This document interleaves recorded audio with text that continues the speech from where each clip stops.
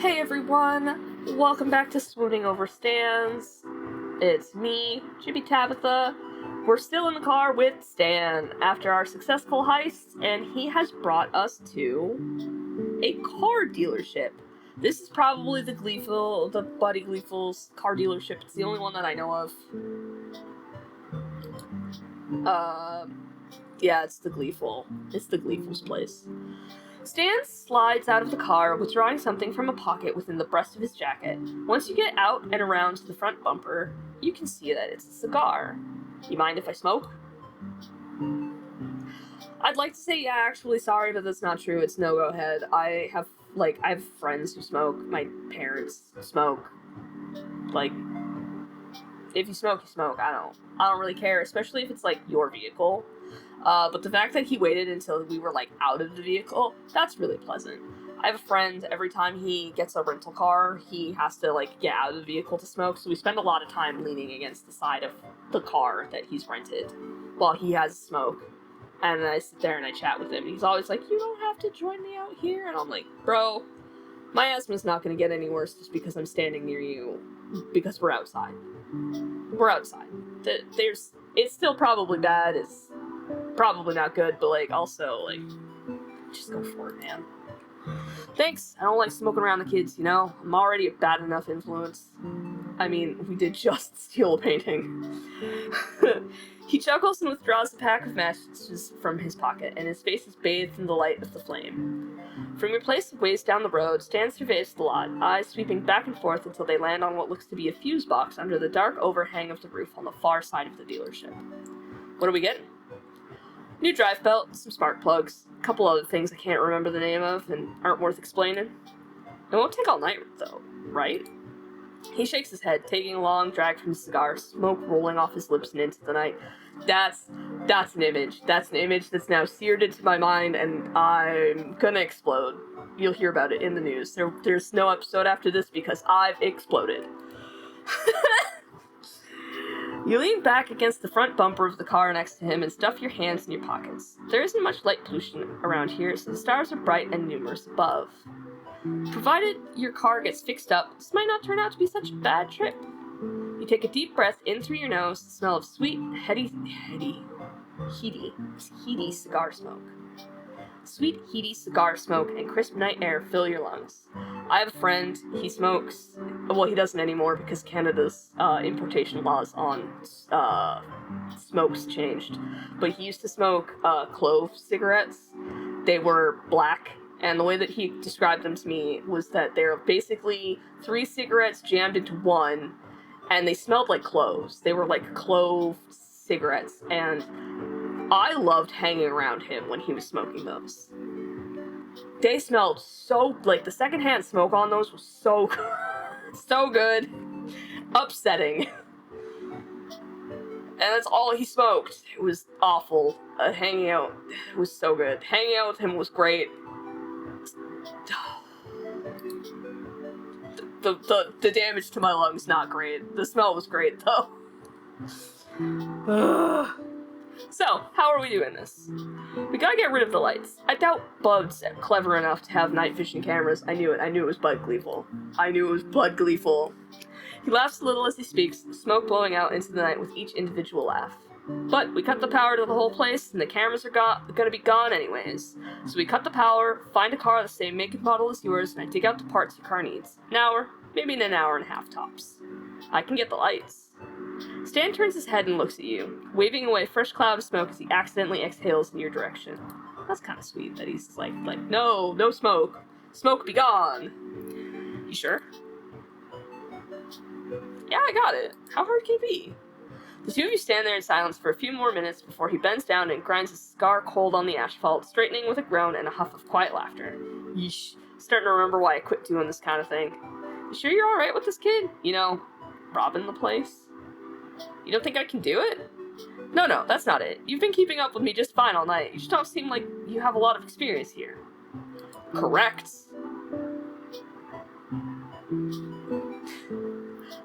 I'm nervous, but I can do it. I think I've gotten plenty of experience tonight alone. A man chased us with a rifle, and I threw a flashlight at him, and it successfully hit him. Nah, I'm nervous, but I can do it. He smiles, a warm and genuine expression that ignites something fuzzy and soft inside you. You don't notice you're staring until he turns away and moves away towards the trunk. He reaches into the car and pulls a lever under the driver's side of the front seat, and the trunk pops open. You follow him to it, and after rummaging around in the contents for a minute, he brings out a pair of pliers. Alright, you go over and take care of the lights. I got a few things to get together. You crouch down behind the fence when you reach the lot, scrambling along in the shadows until you reach the dealership's main building. With a peek over the edge, you see that the wall of the building is cast in a shadow from a poorly placed streetlight. Another peek, and you spot a car the same make as yours off to the back of the lot near a sign that says, "Discount section! Big deals!" It takes an embarrassing amount of effort to get over the fence, but you manage it and press yourself flat against the wall, inching towards the fuse box. Now, where I used to live when I was like a kid, wee small kid, there was a fence that was always locked between where we lived and like another road. Always locked. Almost never unlocked. There was a hole in it that was small enough for children to crawl through, but the adults had to like climb over the fence. I never learned to climb over that fence because by the time I was big enough, we didn't go that way anymore. We didn't hike up that road anymore. We went up a different road instead that didn't have a fence in the way. I would embarrassingly take forever to climb over the fence. Whoops. Yeah. Manage to press yourself flat against the wall, inching towards the fuse box. Is it a fuse box, or is it a breaker box? It's locked, but you pry it open with the pliers and look over what's inside. A bunch of switches, some wires. If it's switches, it's not a fuse box. It's a breaker box. And the biggest switch is the main breaker. I had some electrical problems in my home. 2 years ago, unsure. Time's weird. Time doesn't exist to me. I experience things and they either filed away or gone for forever. But we're already doing the breaking and the entering. Let's not do property damage. We'll flip the biggest switch. With your face pinched in concentration, you push the biggest switch in the opposite direction and the entire property goes dark. You slip the tools into your back pocket and take a look around just to make sure the power's out. With a satisfied nod, you feel your way out into the parking lot, knocking your shins on 3 separate cars before you figure you should probably just stop and wait for Stan. "Where you at, kid?" His voice isn't far away, but he isn't close either. You feel your way around an SUV, then a sedan? The gravel in the parking lot crunches under your feet, and you reflexively stare down at the ground ahead of you as your eyes slowly adjust to the darkness. Out ahead of you, a flashlight turns on and scans the lot until it finds you. "Found you." He sounds amused, probably at the way you're standing with your arms spread wide over a sleek, modern sports car. "Getting familiar with the merchandise, yeah?" "Oh!" You give the car an awkward pat and make your way towards the beginning of the flashlight's beam. "See anything the same make as yours before you shut the lights off?" "Yeah, there's one back in the discount section." It's kind of insulting now that you think about it, actually. He hands you the flashlight when you reach him, and you start slowly back towards the discount cars. Discount. Your car is... It's a classic! It's usually extremely reliable. To be perfectly honest, it's not even your fault that it's in the state it's in. It was Ford and his... whatever it is. Girl, it was magnet gun. Girl, a magnet gun. You're deep in salty thoughts when hands suddenly grip your ribs on either side. "Gotcha!" "No!"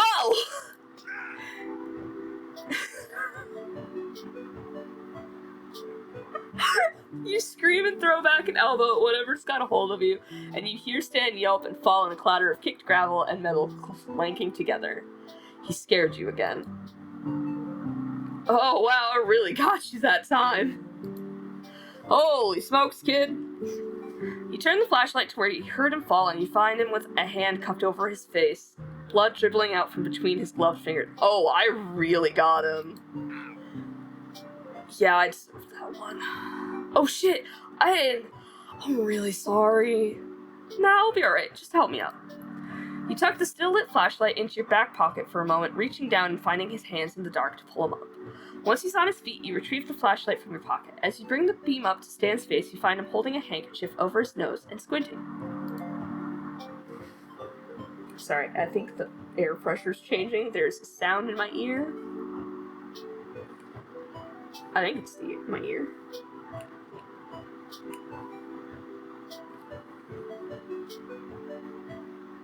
Yeah, it's my ear.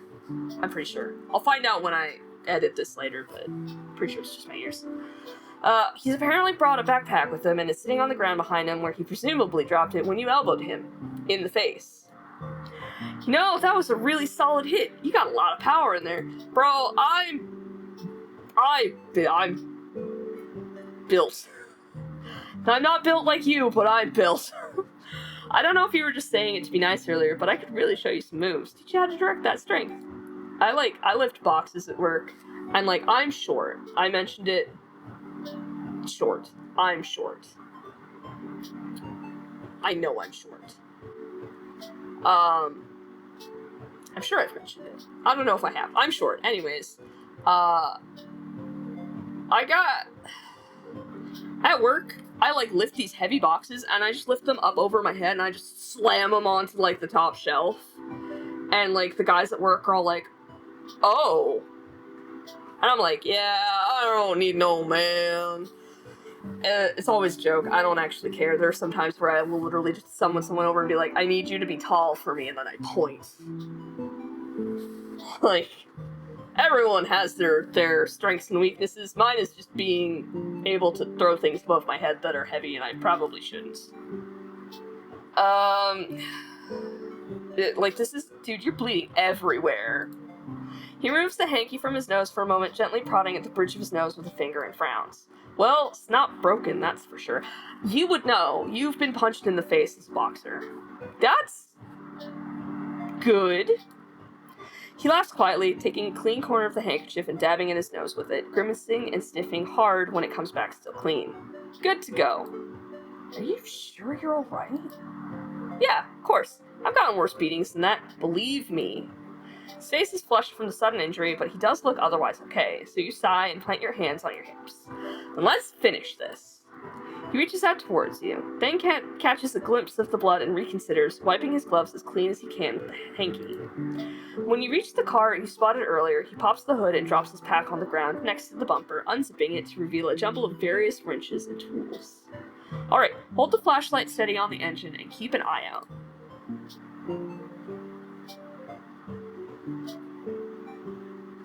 So the options are, watch him work, just for a minute, keep a lookout like he told you to. I cannot look away. I would... if I looked, I would just be, interested. Not just because hot man, car, no, I'm, it's interesting. It's interesting to watch competent people do things competently. I love watching stuff like that. That's why I watched the lockpicking guy. He literally just, jams, I think it's called jiggler. He jams the jiggler in, he, vibrates his hand, and, sometimes he doesn't even have to. Sometimes he just jams it in, and the lock is, undone. And that's so cool to me. I love watching stuff like that. I'm gonna watch him work, because I'm a horrible, horrible person. Keeping a lookout is definitely important, you think, as he rolls up his sleeves and exposes sturdy, well-muscled forearms. Maybe I should have looked away. That's... wow. His gloved hands take deliberate practice movements without hesitation, zeroing in on the spark plugs immediately. He bends over the front of the car, his jacket riding up his back as he stretches to grab a deeply set part, and you catch one glimpse of skin before you hastily turn your attention back to the lot in front of you. Yeah, no. Me and my counterpart, we same brain cell. You're suddenly very glad it's dark, as you feel a blush spread over your face all the way... and all the way out to your ears. My ears are covered. You can't see them. You can't see me.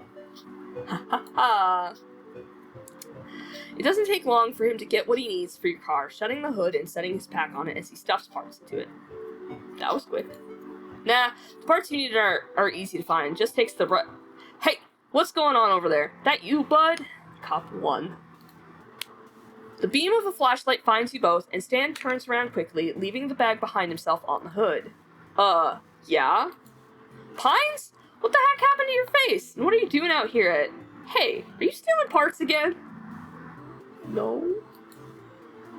Stan inches closer to you until your shoulders touch, and behind you he pushes the bag into your hands before lowering his voice to speak to you. Run for it. Keep the bag out of sight and toss it into some bushes nearby. I'll get it later. You nod, picking up the bag and holding it behind yourself. The flashlight by the road moves closer, and you slowly scoot away from the car and backwards. Hey, you! Where are you going? You move backwards a little faster, still keeping the bag out of sight, and when the light leaves you to check on Stan, you make a break for it towards the back fence, throwing the bag over it ahead of you. A new voice nearby speaks, and you yelp, Hey! Where are you going, burglar? You're under arrest. For burglary! Durland! It's Blubs and Durland. It's Blubs and Durland. This is Durland. There's a shout from Stan behind you, and then a heavy thud, and one of the car alarms starts squealing. You're so surprised by the alarm that the second cop gets his hands around your wrists and slaps a pair of handcuffs on you. You better quit your squirming there, buddy. We caught you fair and square. Ah, come on, Blubs. Save the town from an interdimensional demon. Give me a break. Sorry, Stan. We got a job to do. Stan grumbles quietly, and the man behind you leads you towards the road behind Stan and Blubs, who's now got him in cuffs.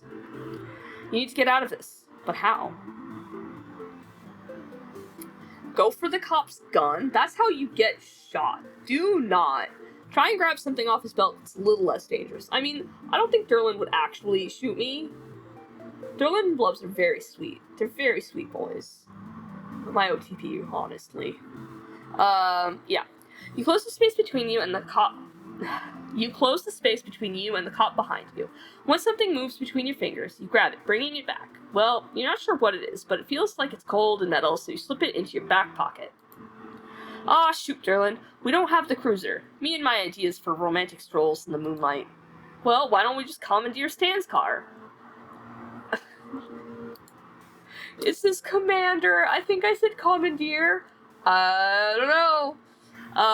But I automatically auto-corrected it in my brain. Whether I said it out loud properly or not, we'll find out. Well, why don't we just commander Stan's car? Do you mean commandeer? I don't know. Edwin Durland, you are an absolute delight, and I cherish having you as my life partner. I'm so happy they got married. So good. Durland giggles behind you, and Blubs giggles with him. They're so cute. The two of them push you and Stan into the back seat of his car, crowding you in with the clowning. Stan grips it protectively, muttering under his breath about the fuzz. He's quiet for most of the ride, only speaking up once. You okay, Sherry? Yeah, I'm alright. He falls silent after you respond, and stays that way all the way back to the station. I mean, we got arrested. I'm as alright as I'm going to be. Inside the station, Durland leads you to a pair of chairs by a desk, and Blubs disappears down a hallway.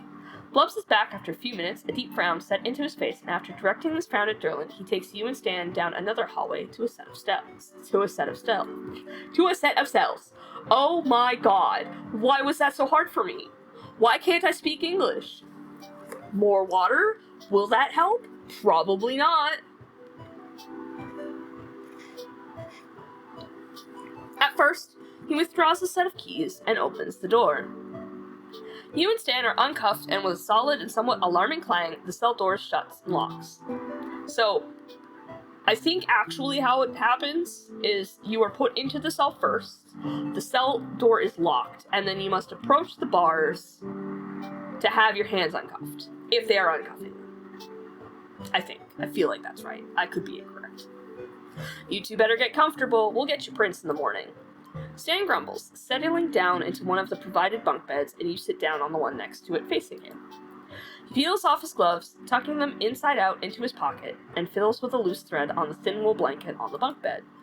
Through the door at the end of the hallway, you hear Durland say something about fancy black finger paints to Blubs.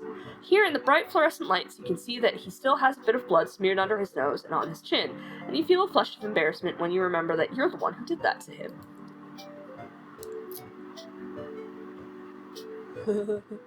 I can't wait to see how everyone back home reacts when they find out I've been arrested. If I told my mother that I got arrested, she first off wouldn't believe me. She'd be like, you arrested?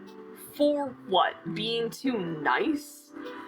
I'm not that nice. I'm nice out in public. Like, if you see me on the side of the road, unless you're like a dick, I'm a pretty decent person. I think. I can't. I would love to tell my mother that I got arrested. I would love to tell her this. How are we gonna get out of here? Stan shrugs, crossing his arms over his chest and flopping back onto the mattress. Don't think we can, kid. I'll see if I can convince them that you got hypnotized or something into coming along with me. Keep you out of trouble. Listen, if you're gonna go down for this, then so am I. He laughs quietly, propping himself up on his elbows. You don't want to get in trouble with the law, kid. Trust me, this isn't my first time spending the night in jail. Not by a long shot. Sounds rough. Yeah, well, so it goes. This won't be so bad compared to 5 years in a Colombian prison. Sir, this is not first date information. There's a story behind that, but he doesn't look like he wants to tell it at the moment. He shouldn't have mentioned it in the first place. Just don't. Just don't. Oh my god, just Stanley, do not. Anyway, the only way we're getting out of here is with the keys. Then we could just slip out a window or something. You think for a moment, stuffing your hands in your pockets, and suddenly remember the thing you grabbed off the second cop, Derland. Oh wait! You jump off your feet and dig into your back pocket, withdrawing the small metal thing you stole to find that it's a set of car keys on a plastic keepsake photo fob. Stan's not looking, staring down at the floor of the cell instead, but you think you know what to do with these. You go up to the bars of the cell, looking for Derland. Hey, can you hear me out there? You dropped your car keys! The faint discussion in the other room stops, and a moment later, Derland comes into view. Where'd you get my keepsake key fob? I've been looking for that. You hold it out through the bars with both hands. As he reaches for his key fob, you reach out to his belt with your right hand and unclip the ring of keys from his belt. He doesn't notice. Derland thanks you for returning his key fob and gives both you and Stan a scrutinizing stare before heading back down the hallway and through the door. You hold the keys out in front of yourself and jingle them triumphantly. Jingle, jingle, I have keys. I have keys. I have... Jingle, jingle. Jingle, jingle. I don't... Wait, I leave my keys just right next to me on... It's fine. It's fine. Look what I got off Derland! Stan stares at your hand in disbelief, then at you, then at the keys, and back at you again before laughing incredulously. Are you sure you don't have experience with this kind of thing? Stan takes the keys from you, looking them over in his palm. He smiles up at you, then looks down at the keys and covers his mouth with his hand, dragging it down over his chin. Can't believe I've been shown up by a tourist. Well, get used to it, buddy, 'cause I've got skills. He looks proud, smiling up at you like you just handed him $1 million. Well, what are we waiting for? Let's get the heck out of here. He stands as you reach through the bars and try keys until one works. The door swings open with a quiet creak, and you creep out down the hallway to the door. You open it a crack, looking into the lobby, and see Blubs asleep at the front desk. Derland not in sight. This is really cute. I like this.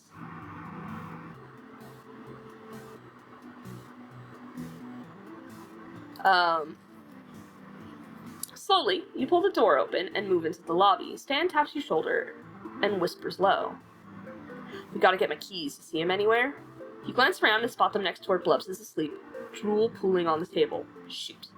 Crossing your fingers for luck, you sneak over to the desk and reach down to grab them when suddenly Blubs stirs and mumbles, Dang, Bigfoot, stealing my shoes, stretching all my shoes. Stan snorts behind you, and you manage to suppress a laugh as you pluck the keys away. Wait, hold on. Stan disappears into another room, and you're stunned, wondering what the hell he could be doing right now that's more important than escaping. Before you have the chance to call him something you might regret later, he reappears in the doorway with the troublesome clown painting under his arm. Seriously? Duh! Alright, let's roll. Slipping out with only a click of the station door closing behind you, you and Stan climb into his car and escape into the night.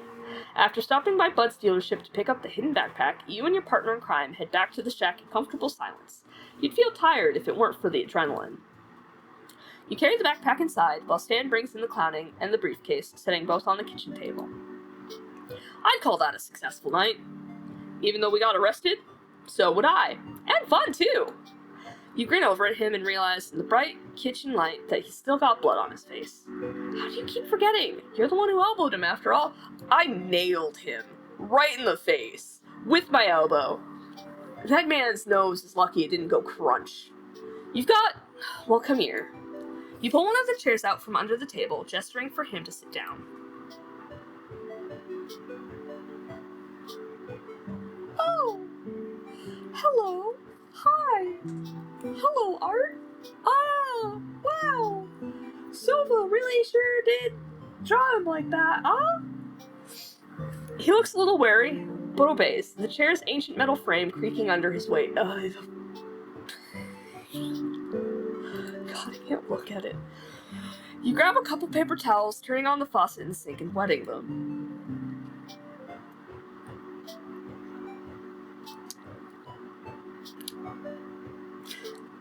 I'm already being brave, but also it's easier for me to do it because he doesn't have a mirror. And my first aid makes me need to do this, but also I wouldn't be able to handle this. Mentally steadying yourself, you hold the side of his face and neck in your hand. I'm really not okay. With gentle pressure, you guide his head to tilt back until he's lit up fully by the overhead light. Oh, and it's the light bulb that makes his skin softer. That's the kitchen light. Ford changed it. That's in the Stanchurian Candidate, I believe. You can feel him blush under your hand, his skin heating up, and he seems too surprised to protest or even speak as you wipe the now dried blood from his face. He's quiet while you work, watching you with warm brown eyes rimmed by dark lashes. Me too, buddy. I could have taken care of this myself, you know. He says this, but he hasn't pulled away or made any move to leave. I did the damage. The least I could do is clean up after myself. That's also true. I did nail him in the face very hard with my elbow. I probably have his blood on my elbow. Whatever shirt I was wearing, if it's on the shirt's got blood stains. If it's just my elbow, there's probably just blood on my arm. It'll come off in the shower, but... Anyway, you've done plenty as it is. The paper towels you have become too soiled to work with, so you toss them into the trash and go back to get a few more. Your hand returns to his cheek, and you could be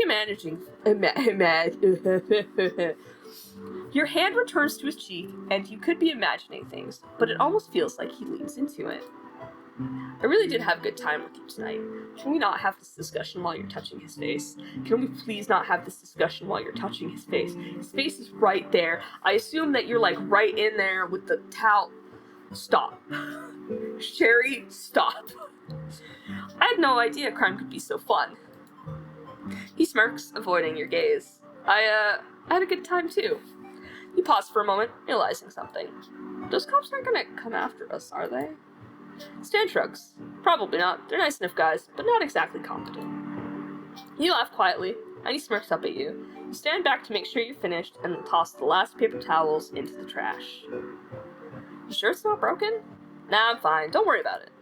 Your hand lingers on his cheek.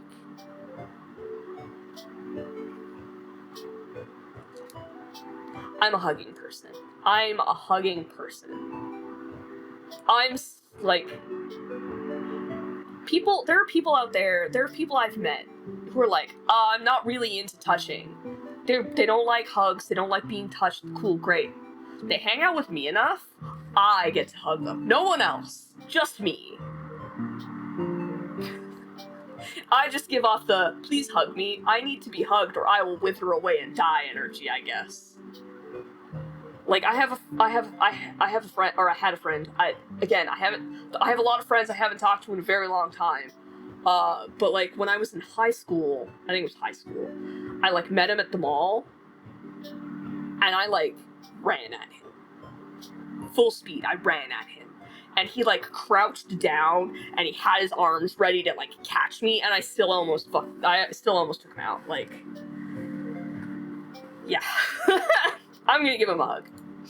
You take a fortifying deep breath and lean down, wrapping your arms around him. Thanks. For the hard parts. You pull away, and he's got a funny look on his face. And for the good time. Well, good night. That's mortifying. He stares at you for a moment with that look on his face, then composes himself and gives you a goofy smile. Sleep tight, Sherry. You brush your teeth and change into your pajamas, and it's not until you get into bed that you realize you're still smiling. The rush from it all hasn't completely faded, but after a while, your eyes grow heavy and you drift off to sleep. Nobody back home is ever going to believe this.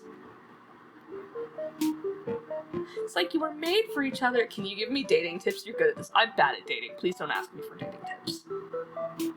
I mean, I'm not Okay, let's lie. I'm not bad at dating, but nobody wants to listen to my dating tips because they're always a little too close to home for whatever reason. And I get ignored a lot. That's fine.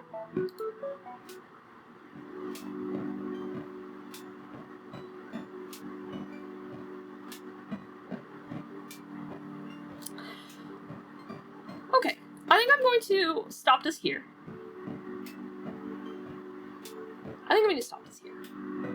We got the pictures of Stan. We got the pictures of Stan. That's what counts, right? We got oh boy. Just oh boy. I think this is a good spot to stop off. We just got it. It's a brand new day, a good time to call it quits. We're quitting. Well, I'm behind because I'm going to go off camera and explode. Just poof. That picture, those pictures of the ones so good. So good. Anyways, if you liked this episode of Swooning Over Stans and you'd like to see the next one, hit that like button, hit that subscribe button so you can see when the next one comes out, and I will see you guys in the next one. Bye!